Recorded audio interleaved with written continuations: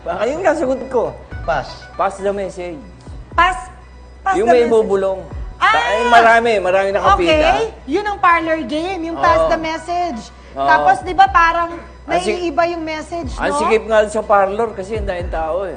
Hindi beauty parlor, parlor game, meaning parang Alam game mo sa ba kung party. bakit tinawag na parlor game? Bakit? Sa parlor nga nag-umpisa ginagawa yan doon. Paano yung pass the message? Kunyari, may sasabihin na gano'n, nakapilang gano'n. Ayan, ayan.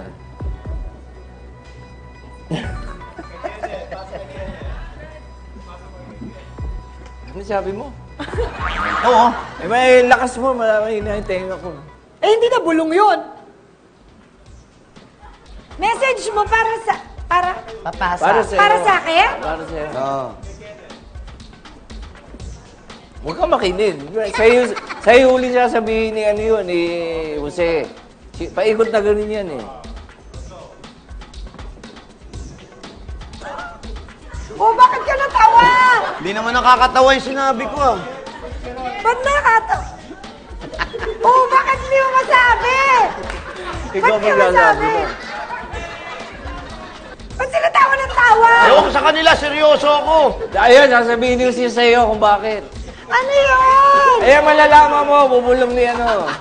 Ano yun? Sa'yo ka. Ano yung message? Nakakakilig. Ano?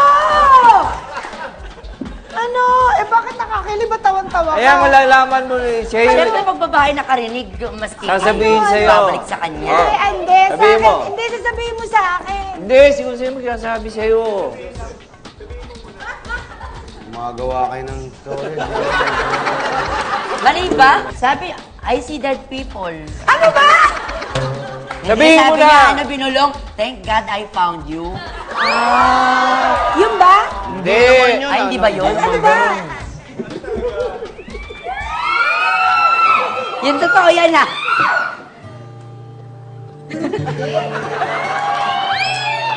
Ano, wala ba same to you? I love you, sabi. Tama naman sa players. Parang basketball po, hindi ko masasabi. Abangan nyo lang sa Instagram ko. So ako na lang sasagutin, ha? Ba't di pa ngayon? Sumakit ang ulo ko eh. Masahe ulit.